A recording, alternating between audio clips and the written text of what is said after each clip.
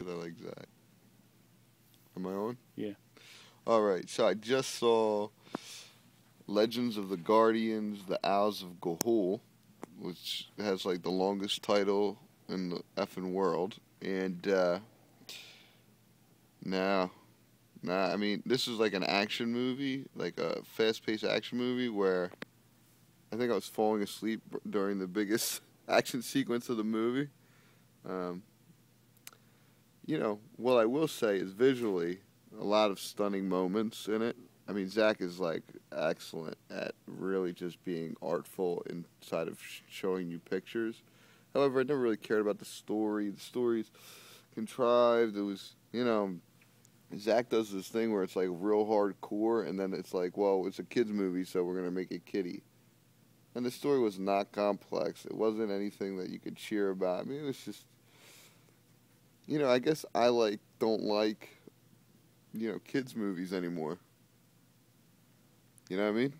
I just don't like them, and it's disappointing. But I still have confidence in Zack Snyder. You know, he's going to come through, and Sucker Punch is coming out soon, and I'm just sorry I dragged my friend to see this movie. So I'd give it a 55%, which is lower than I gave some other things, but I'd give it 55 just for the visuals. But again, I would wait for video, or, you know, definitely don't go IMAX 3D to see this. You know, you can see it on 2D very easily. And by the way, the 3D wasn't great either. So, there you go.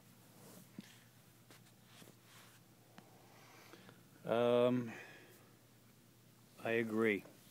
The visuals were spectacular.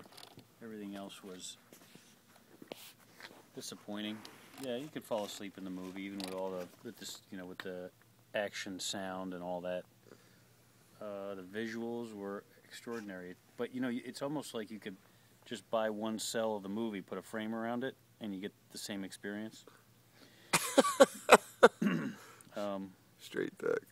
I don't know. I just didn't buy into the characters. I was wondering why I cared, and so many things were unexplained in the storyline. How did this person get where they're at?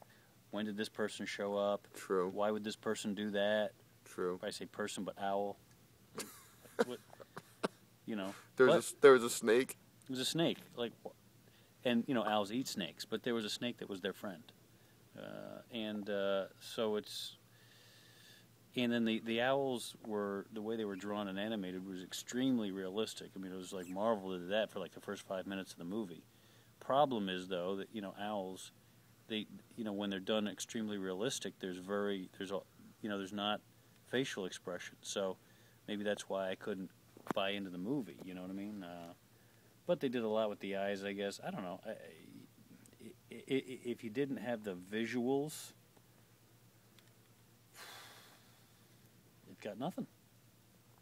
So there you have it. What about for the future for Zack Snyder, director? Worried or? Well, you know, it depends on what he makes. I mean, this is his first animated. Fully animated, yeah. Fully animated, and he made this right after he made 300, which is like forever ago. So hopefully his skill level, he's learned a lot from this, you know, endeavor. And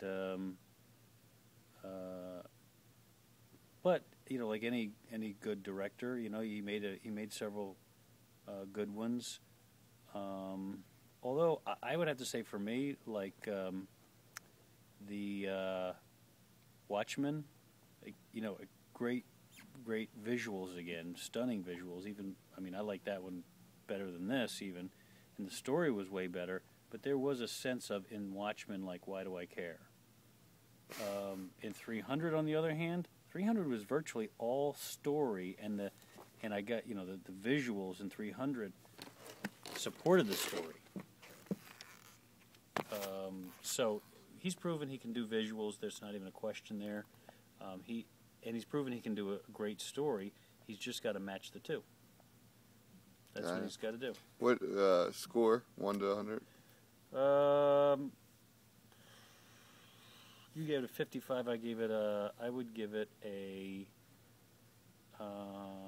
I would give it a 55. Yeah. There we go. Right on the same level.